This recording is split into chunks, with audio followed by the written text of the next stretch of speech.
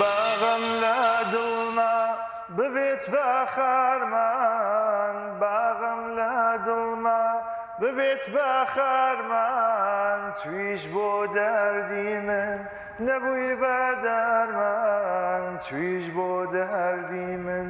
نەبووی بە دەرمان. ئاشناز بۆتانم گۆرانیە بەڵێ میێوانی ئیمڕۆمان ئەم گۆرانی بێژە نییە. بە تایبەت جارێ با سڵامێ بەمە خەمەتان سڵام و هەزار سڵام بۆ ئێوە خۆشەویستان بۆ ئێوە ڕەفێقگەل جیاواز خۆم یا جێگەتان هاناوە دڵما حاڵە حواڵتان چۆنە سەرە حاڵ و سڵامەتن ئینشەڵڵا کە لە دەرد و وەڵا بەدوور بن و گیفانتان پڕ لە پارە بێت و دڵتان خۆش بێت. میێوانی ئیمڕۆمان کوڕێکە کە بەڕاستی ناو خەڵکە احترامی هەست ناو خەڵکە ناسراوە دەنگی خۆشە عەزیزە بە تایبەت بۆ خۆم چۆن لە زۆر لا ئێناسم و پێقی مەستەکیە. جیا لە دەنگ خۆشیەکەی نەوازەندەست چەندانە سازە لێ و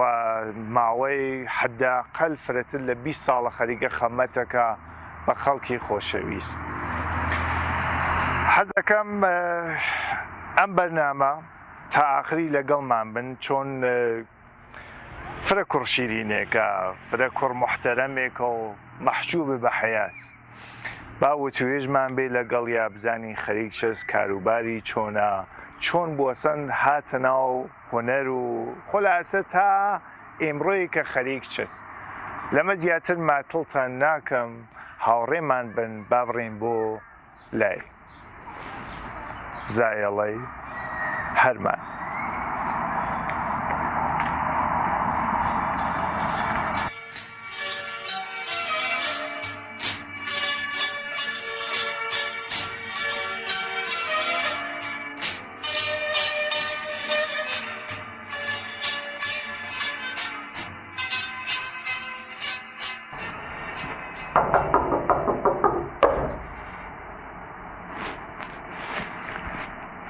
کاکە گیان باوکەکەم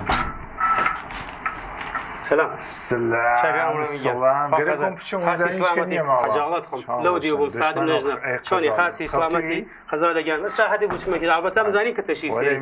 هەم لە خەمەتەخوا خەزا چۆنی سلامەتی بەخێر تەشریف بە چ ماڵ مورەتێ متعلقە بە ئینشەڵڵا خۆش بێ قامتەبان حەزی فەرموو بێنم حەزەکەم بە غەڵ سەدانیشم منیش حەزەکەم نازانەکەم گەورەم و کرد بەخێر تەشریف خێبین یاغە گیان مەزاحمیشە بووی خۆشەکەم مامە فەرموو هەزار ماشەڵڵا هەزار ماشەڵڵا چۆنی خۆشتی متعلقە بە جەنابەری سلامەتی یاخۆ هاوڕێیانی خۆشەویست لەمە زیاتر منی تر ماتڵتان ناکەم هەر با قسە و باسەکە شڕۆکەین هاینە خەمەتێ پێشتیش عەزم کردە خەمەتان دەنگ خۆش نەوازەندە کۆڕخاس چەند ساڵی کە ئەیناسم دوورا و دوور کە شانازیش بوو لە خەمەت یابین ئەمەیشەوە و ئەمیشە کاکە واحدێ ئەنساریە خۆشەویست بە خێربی بۆ بەرنامەی زاوەی هەرمان سڵامەت بی یاخوا منیش افتخارەکەم کام لە خەمەت جەنابتە و هەوامڵەکانتانە و هەروەها خەستەنەوەیتان پێش خۆش پێ ئاغیان با دەستی پێکەین هەل لە ڕێگە و واحد گیان چه ساڵێ واحد ئەنساری لە دایک بوو لە کام مەحەلە؟ ئەرزم بە حوزورت من متولد 1354م قوەتی 1/3/54 54 بەڵێ واوام زانی گەشت یاخۆ خۆش بی محەبەت تۆ بەبێ تەقەیەکی لەبێ خۆفراو نییە کام تیکەی ئاو تیکە خۆیە چێ ئەمە خاسە بەڵێ هەزار بە حوزورت ئێمە ساڵ 1354 لە دایک بووین بعد لە مەحەلەی شەهرەکە ئەندیشە نازانم بزانی کە بەردەشتی ژیان پێ ئەوە دەگەیشت بەڵێ لێنا بە دنیا هاتکم و ئیسەیشان بخەمە جەنابەری هەرە بان بلوار کورسانەی بەڵێ دەقیقەن ئینتهای بان بلوار کورسان 54 بەڵێ 54 واحد گیان 1 2 3 4 5 6 7 8 9 10 ما شاء الله هزار ما شاء الله واحد كان فرس راح معكي قبل زوجة جنابة تشتك بيجي لما تعلم بيجم هر إنسان هر شخص كلنا عالم موسيقية بيت بقطعية سني تك شهرية ناخذني يعني قطعا بزانه كشهري تك سنية جوان تركه من أما تجربة خو معنا زانا من أما من لخوام كشف كذا هزار ما شاء الله هزار ما شاء الله يا أخوان مش الله سلامات بياك كاكا واحد خوش شويس كم برا خوش كو هزار حضورت اما ناس باسی نبید و نشکل خوانوی 7 برایم 7 براو یک خوشک 8 دوان لیما فرترن خواه ایوش خوش که انشاءالله خزاله سلامت بیا واحد عزيز ناو بنا مالتنا كسي تربازم كان هنرك بيجي كاملا ماهرة نو بخو معروف يجي وقت كسي كس شو يقولي نه متاسفانه نه چون محدودیت کلیک بو که نتانین ابو جورا ادامه بین به هنر ولی دم خوش من هست او جورا که خم فکر کم احساسه کم من دم خوشیم البته نه دم خوشم ولی خب او چه که جناب تعریفت کرد تقریبا لخالو معنا چین خالو من دم خوشه خالو من سایق شنه و لهر مجلسی که دانیشه غیر از $2 فتح خانی قطعا شيء آواز بخيري ناو شريفي محمدي ناو محمدي قوامي كاكا محمدي قوامي عزيز جيقت خالي نويت كاش كاتشي هو واتا لخمتها واتا تيم بالي هاراني خوشويست امر ايتر بح لا هو برنامج حاوياناتي مع اخواني اخواني وريد خو خيرات قبولك ان شاء الله خاطر بلج الخيامات انا مش صاحب شربت كن به شربت مع الله اخوتن دوستان بله هم با خمانه هم با خودتن بله هم با خمانه همین که خوامیش بخوای زحمتی که شاگرد دوستی پیدا حوستن دستی خوش بید خوشک عزیز من فر انسانی میواندار انسانی گورو عزیز انشالله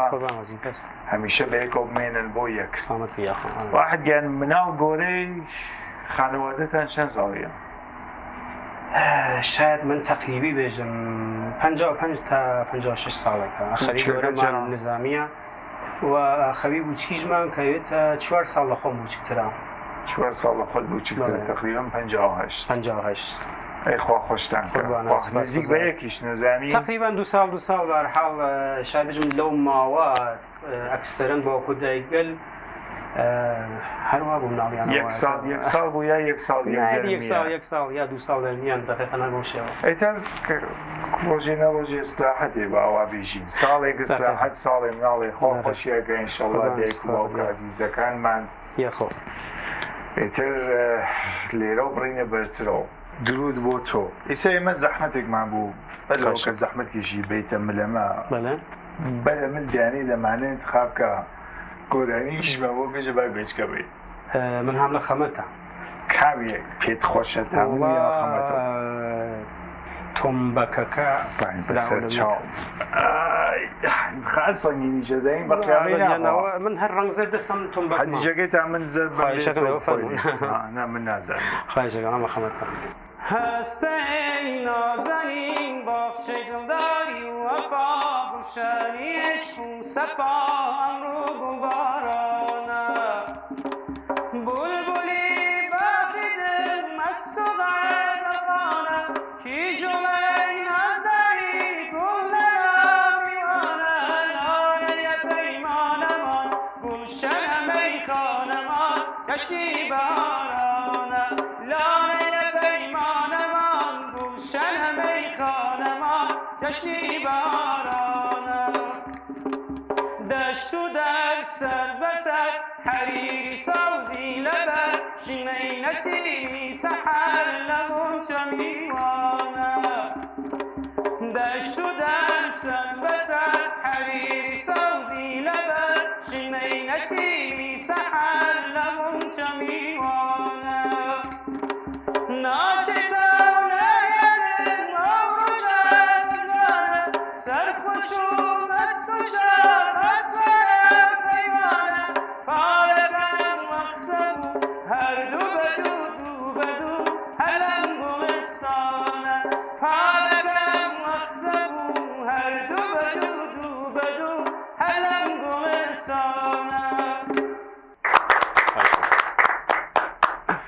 دافع قشتي شو تقني وازع ما متولد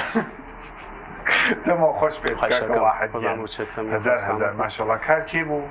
زنبا حضورت اما تقريبا 2 سال ما بعد دوسك معناس بناو آقا ایوب سعدی که زحمتی کشا ام کاریه بسازی تنظیم مجدد كاك أيوب عزيز ایوب سعدی بله کارك الاصلا کار ماموستا مسار خالقیه من تا به تغییرات بوچکه و اما برها تغییرات منطقه البته ارزم که من لاولی جو اشیاء توضیح هم بود بدای و بم متعرضه دورم نه بگیره و خاطر شو من احساس کم رزق سرمان خواهد إحساسك رزق احساس کم رزق چون لگامی که خواندم کمشیه دروس بم خونده وقتی او گام من برها خوندم من مشکل کم نو ایست دیم مشکل مهست پس نشانه سرمان خوردگی خواهش ولی کم دور لا خزده فقط بس كاغينتس بزانه تاكينا كيشيتي قبل ما انا اوكي خاصه على عايز يعني جدي يجي كدو دسم قدام منو تذكر خاصه خاص دبر بس نزيكو ايش كوايات نزيكو برو هناك اگر خداینا خاصه مشکل پیشاد شد هر علم شربتا هم نوع دبه بیتر محمد شو انا جايزي متفاوت ترين ميواني شيء بين بكاك واحد وفرج اجم كاكا واحد يعني تشتي بيجم خايشكم بيدبيني من كم بشت مشيت اون شلبا مو بالراحه دانيشم دانيشينا الى الدنيا من مش موافقهم دفر خدنا خايشه يوفر بوشن يوفر خايشه بيرو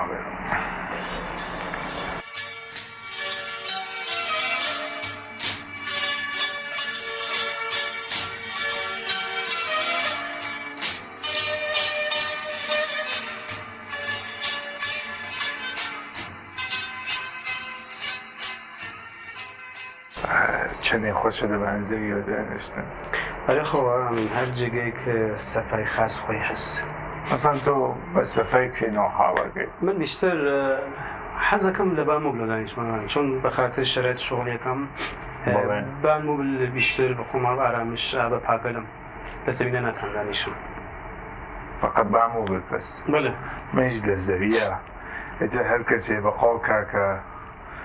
واحد فرميت بجوري جو سفاكت جاري تويش نشويت ساروسكيان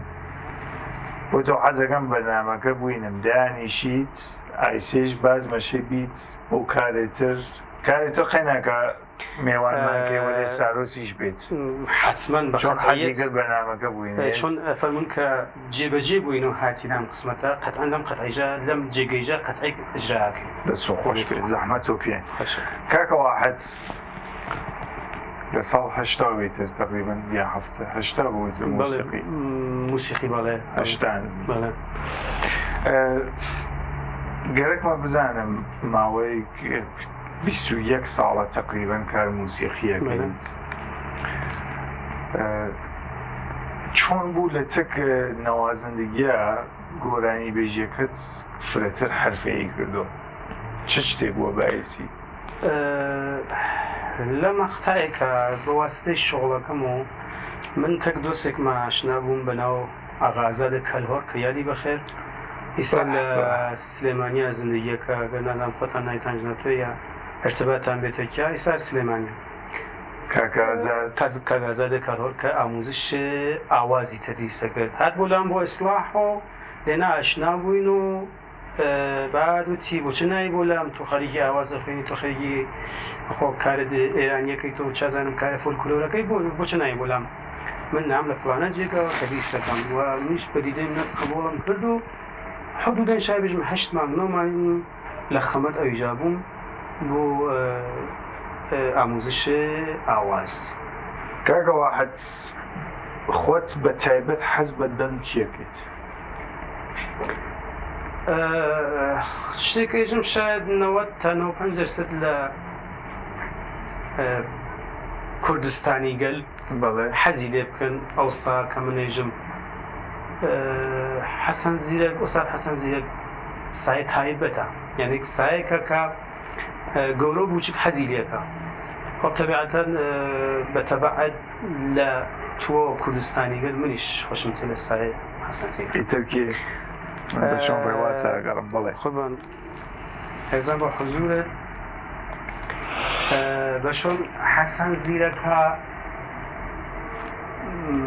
من حەزەکەم بە خوانندەی کە چەپ خوێنێ چەپکۆک بێت ئەجۆمە چەپکۆک یانێ چەپکۆک یانێ ئەوەی کە من حەزەکەم هاوڕێیانی خۆشەویست شاید کەسی هەیسە سوال بێ بۆی کە چەپکۆک یانێ ئەسانگەرە چەپکۆک کەسکەرێکن کە توانایی حەنجەرەیان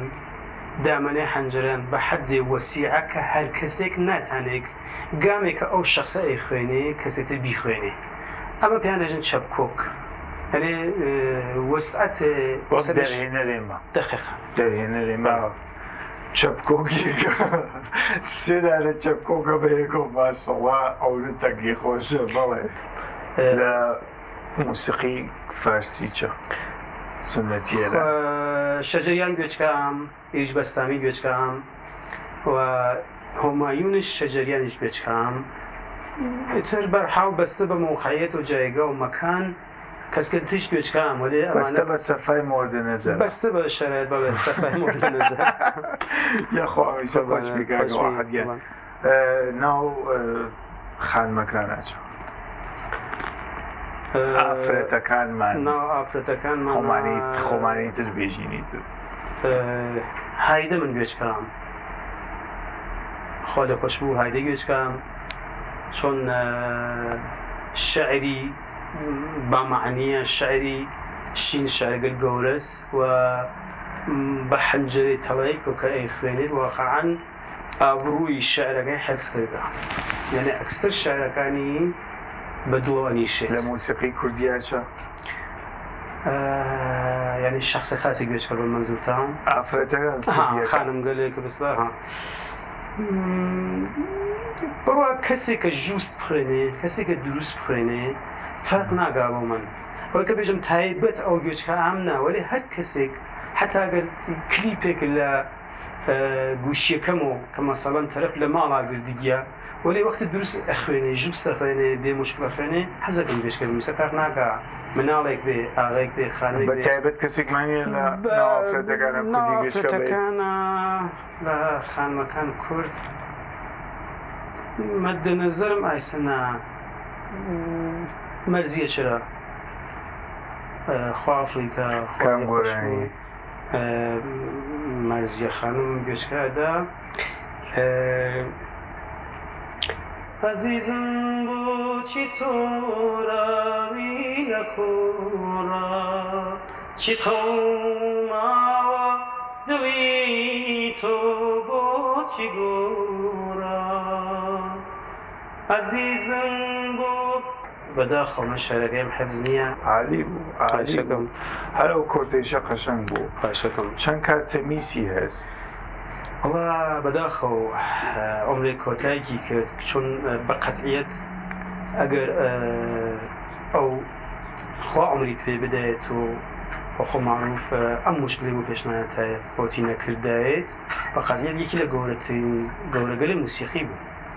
بە تایبەتەوە گۆرانیەیە ئەگەر چی شەو درەنگە ساقی بۆم تێکە کەمێکی تر کەوام شەو سەری هەڵدا لە ناخمدا خەمێکی تر بەڕەحمەت بێ مەرزیە بەڕاستی گۆرانی بێژێک سارۆسکیان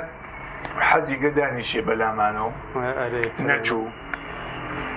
حەزەکەم دەنگ گوێچکە بین بە گۆرانیەکتر بۆمیت خۆی نەخەمەتانە سارۆسکیان با بە بێرە و قەزە دەگەن جوانان قەلبی من گەرچەشنی لاو بێت و ناوتیت بکەن جوانان قەلبی من گەرچەشنی لاو بێت و ناوتیت بکەن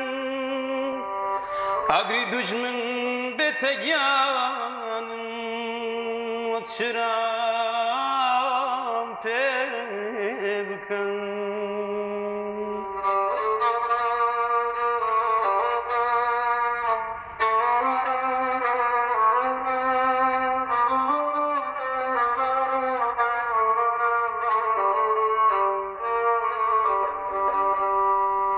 شقشقی کن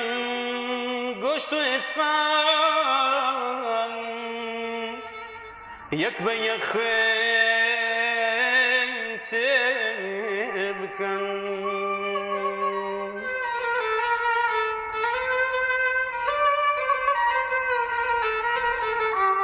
بیتر اسمم دم میدان حکم آزادی دوی قد نسوته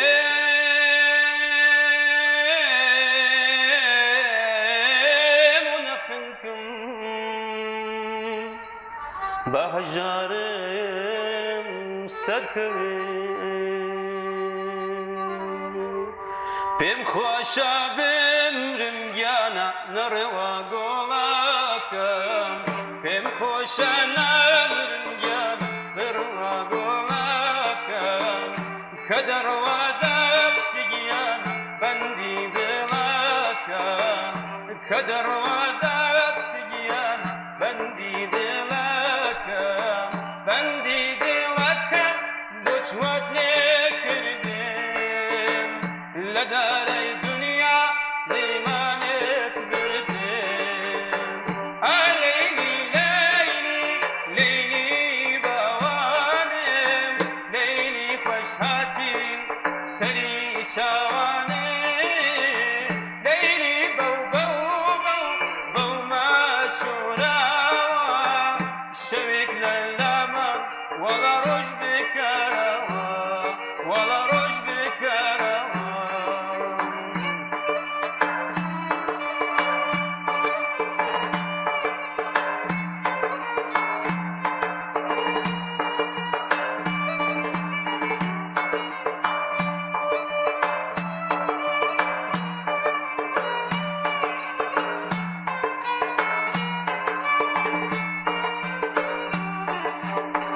اکی جیلاده بانی و شهرستان بانی و شهرستان ای هوا بانی و شهرستان من با تو میدم شمامی بستان شمامی بستان ای هوا شمامی بستان اری لادا جوان لادا گلم لادا جوانم لادا اری لادا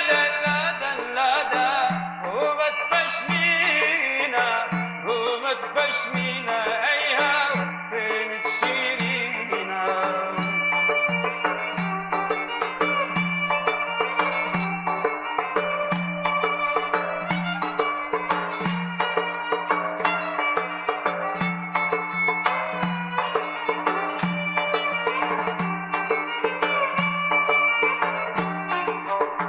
أي بري مال بري كلنجي شومي قادري أي بري فريق لنجي توميقا دري إجازم لديك سن بخلدر مشتري خوشم داوي بولا هر أتو تاجي سري خوشم داوي بولا هر أتو تاجي سري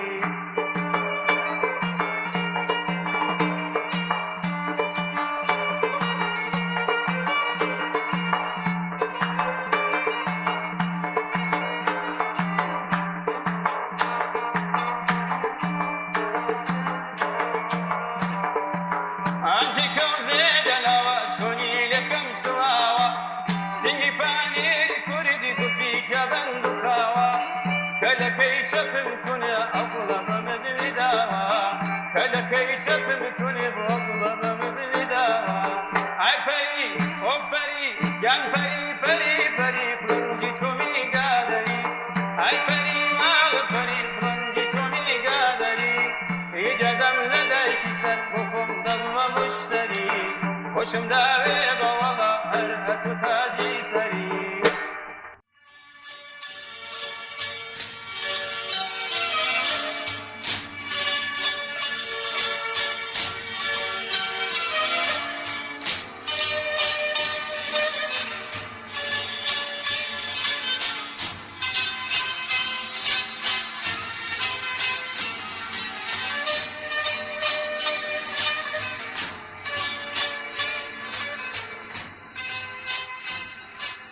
تەگەڕا من ئەنگۆست کێشا بۆ دارەکە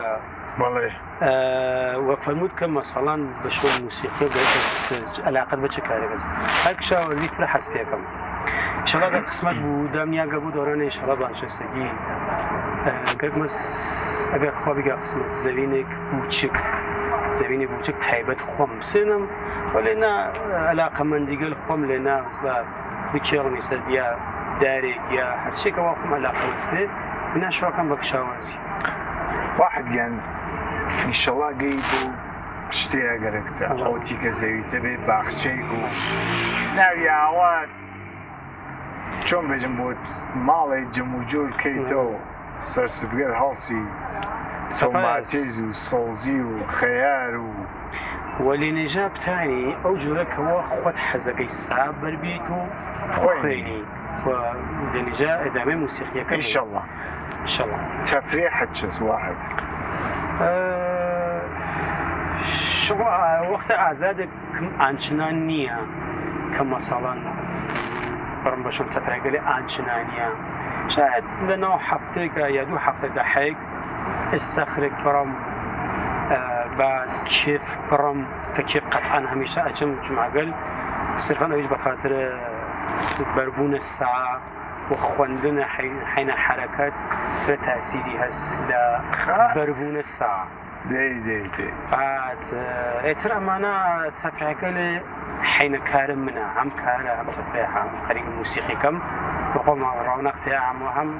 بۆخشە وەرزشی ژەکەم لە کنایە و بەحسە کارە وەرزشی ژەکەم لە کنایە چەند دانەسازیش نەوازندگیەکە دروستە کوبەی جەماعەت من ئاملێ ئەگەر تەوەجد کردوێت لە ماڵا من هەم تیمپۆم بوو هەم تۆمبەکم بوو هەم دۆڵم بوو هەم زەربم بوو ئەوە ئۆدۆژم بوو کە بەداخەوە شکیانەوە ماشینەکەمە ئەمانە تەقریبەن تامیژم مستەلەتن بە من ئەم سازگەلە واحد ئەنساری ڕەفیق فرێس بەوەستەی شغڵەکەمە بڵێ من ئارایشکارم عەرزم کرد ڕەفیق فرەمەس بۆ تۆ کە هاوسەرەکەت فرە پاڵپشتە بەغێرس هاوسەرۆ چ کەسێک لە گشتی فرەتر ڕەفیقت بووگە پاڵپشت و بووگە هەواتی بووگە بەمەلاتەوە بوو ئەخەویگەلم فرە حەمایەتمەکان سپانسەرگەل خاسێکن بۆم هەمیشە مشەوەقمەن بارهاوتی یانە فڵانی ئەگەر ئەکرگی بۆ تۆ بێ کۆنسرتی لێ بە مەساڵان وەلی خۆ من فعلا نیمە حەداوە توانایی کۆنسرت لێدانم نییە شاید خۆم وە ئەحساسەکەم وەلی ئەوان لە حازە ڕیاڵیە و پێشنێمە ساپۆرتەکەینەوە هەر زەمانە تۆ گەرەکەت بوو کۆنسرتی لێبێت ئێمە حەمایەت ماڵی دەکەین و پاڵپشتی دەکەین حەزەکەی تەکیانە ڕووبە ئاو کامێرا قسەکەیت تەکبراکان بۆچەنە قسەکەم بێژم پێیان کە مەمنونم کەوە مەمنونم کە لە کارەکە من حەمایەتەکە من وەختە کارێنەوە ئینستادانم لایکیەکەن بۆ من گەورەتی نەفخارە بۆ من ئێستاتێکە کە بتانم کاگەرێتتر خاسر بخوێنم کاگرێتتر شیرین بخوێنم دەستخۆشیتان لێکم مەمنونم کە کارەکانم حەمایەتەکەن خاص بابڕین بۆ شتێکە فرە حەزەکەم بزان واحد ئەنساری ئەحساسێ ڕەزایەتی هەست لە ژیانیە شرایط زندگی گشتمان ئایسا تحت الشعاع يعني بالنحو گشتمان دەرگیرین دەوڵەمەندۆگای نییە وەزیەتە بحرانێکە پێش هات کە بەحسی اقتصادی و بەحسی چەند نەبوون محتاجگەری ئەوەڵیە مردم وەسە بەعیسەوەکە گشتمان لە گۆشەی لە قەلبانە لە گۆشەی لە دڵمانە و یەئس و ناومیدێکمان بێت ولی با ئەو وەسفە شکر بەرحاڵ تەکاپوویکەکەین کارێکەکەین زەحمەتێکە کێشین ئەو نە هەستەری بین و چوار نەفەری تەقایالماتە بدانەوەگەمانە بیخۆین شکر ڕازین کاگەڵانە واحد یان ئابڕی بۆ پرسیارێک کەمی ئاوا شەخسی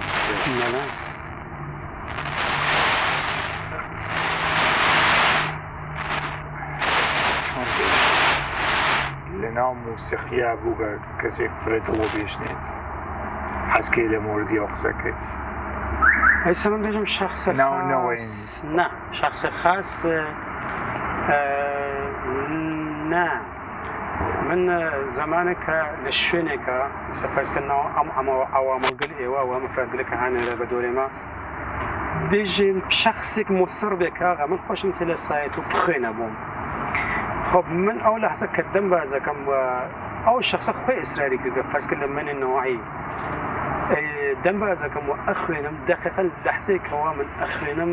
هەینی مەسەڵ ئەسڵ تەوەجۆ ناکە نە بە شەرم نە بە ئاوازم تەک دایانترا خەریکە قساکە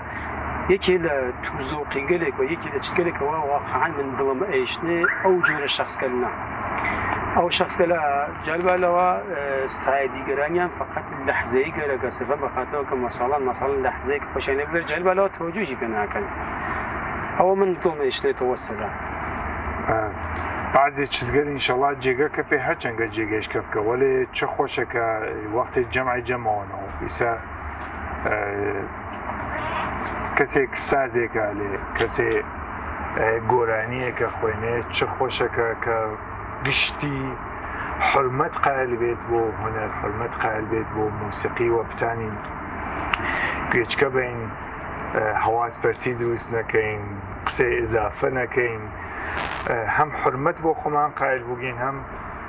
حرمەت بۆ کەسێکە کە ئەرزش قایلێ بۆێمە و خەریکە هونەرەکەی ئەنێتە خەمەتێ ئێمە ئینشەڵا کە ئەم کێشەگەلە ئەم شتگەلە کە هەست ناو جامعە ناو مردمە خاستر بچێتە بەرەو واحد گەل قسەی کرد هەست کە من لە فکرم چوو بە پرسم حەزکەی شتێک جیاواز بێژی شتێک هەست کە خۆت حەزکەی دڵی ئزافەیەکەی بە قسەکانەوە فەرموو کاگەڕامیگیان تەشەکر لێکم بابەت ئەوەی کە ئیمڕۆ هاتی و منت خۆشحاڵ کرد شانازیە بووم ساسەکەم نەماگە چۆن ئەمە سایمان کرد تۆ کەم و کۆریەکان بێژین لە بەرابەر دوورینەکانەوە فقط هەرەوە ئیشەڵا ڕۆژێک بێت کە موسیقیمان ئەو نا ئەرزشمەند بێت ئەو نا ئەرزشمەند بێت کە دەتوە وڵاتەکانە جواب باتەوە توا وڵاتەکان خەفەت بۆ بخۆن بێژن عجب موسیقییان هەست عجب بەخۆ ماڵە تۆژێ